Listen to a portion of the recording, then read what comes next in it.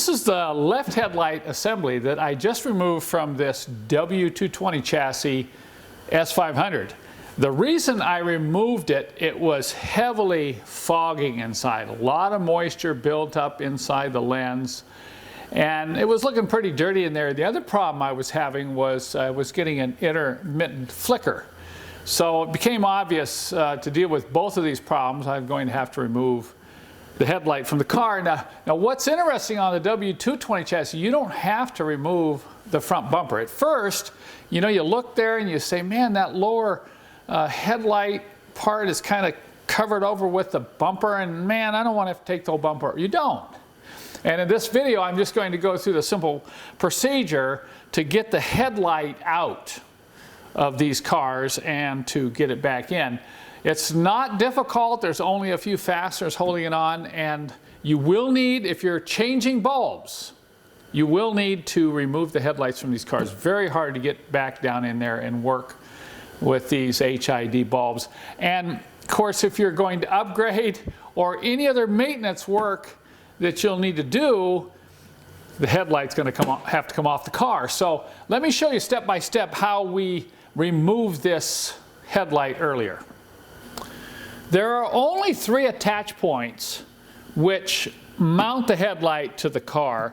One is located right here. It's an 8mm head bolt. There's another 8mm head bolt right down here.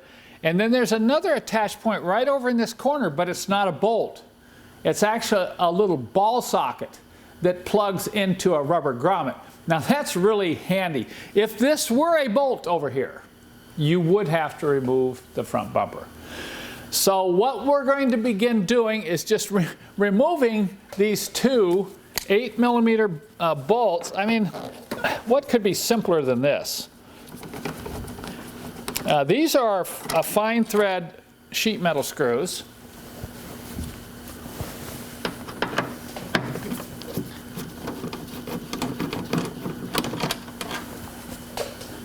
Okay, that's going to loosen up the headlight. See that?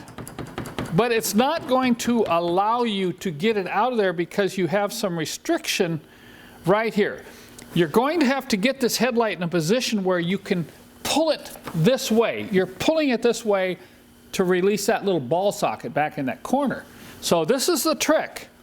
There are a number of fasteners that hold the front bumper to the frame of the car. And in this case, there are 2 that you want to remove. This is a number, these are number 10s. This one is critical, but I also come over and remove the one on the other side. That's just going to relieve a little bit of stress. You see that there? It's just a standard 10mm head bolt. Okay, so that's all we need to disconnect. Now see what happens when you remove that? It will loosen up the bumper, the top of the bumper. I'm working on this other side. You won't be able to see it in the video, but there's the other one. Okay, now that allows me, see, to flex that bumper forward. Now this is the tricky part. We're going to come in here and we're going to lift this up, and we're going to pull this like this, lift this up, keep pulling this forward. Okay, we just got it over the top. See that? You see how tight that was there? And you be a little patient. You keep working it. You know, don't put too excessive force on the bumper. You don't want to crack the paint. And at this point, you can pull this out of that socket and then move it forward like that. Okay, now you got to stand up at this point and unplug it. There are 2 plugs, and now you can remove the headlight. Isn't that slick? Look at that. You do not need to remove the front bumper. I thought I'd show you a close-up of these 2 plugs that you have to remove. And I didn't mention this at the beginning of the video. I mentioned it on the YouTube video that I was having flickering problems with this headlight. Guess what? This plug was not plugged in all the way. When I reached back there, it literally almost fell out. And when you look right down here, you can see some corrosion on some of these pins. It looks like they've been arcing. So I bet I've already found the problem with my flickering headlight. So if you're having headlight problems, you might want to make sure that your connectors are tight on those back of your headlights. Reinstalling the headlight is in the reverse order, but it's not quite as easy. It's going to be a little bit more of a struggle. So I just want, while the headlight's out here, I want to show you a couple things. Number one, you want to locate that ball socket right down here. If it's real dry, you might want to put a little silicone grease lubricant in there, let that ball slide in a little bit easier. You can see the two plugs that we're dealing with, just so you don't get them bound up in here. Make sure you move them back so they're kind of out of the way as you work the headlight in. Notice here I've put, since you're going to be fighting it to get it back in, I've put some painter's masking tape along this bottom edge, because it's real easy to scratch the paint. Not so much when you're pulling it out, but when you're putting it back in and fighting it, it's really easy to scratch this edge. And then the final tip, what I want to show you is, see this chunk of wood? It's actually an old hammer handle. I've pried the bumper as far forward as I can and put this chunk of wood in. That way you can concentrate both hands on working the headlight back and setting it in, and then reinstalling the bolts.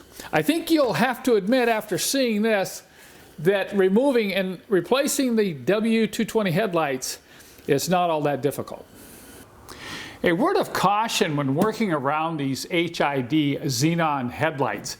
HID means high intensity discharge, and we are talking about high. That's 20 to 25,000 volts. So it is something you need to be concerned about. I recommend you make sure all your power is off in the car, make sure the headlights are off, and go ahead and disconnect the battery before you start messing around with these headlights. If you want to understand more about how these headlights work, some of the advantages of them, there's lots of information on the internet. Just Google HID xenon and you'll get more information than you will ever need. The other thing is, in this case, I've had to remove this outer lens, okay, because of the moisture problem inside. And when you're cleaning and working around in here, don't touch these bulbs with your fingertips. You'll ruin them. So just be a little careful. I'm going to clean this up a little bit inside and go ahead and reseal this lens. If you're interested in learning more about, why do these headlights fog up? What can you do to prevent moisture buildup inside the headlights? And how do you fix it? Be sure and check out my other videos on YouTube.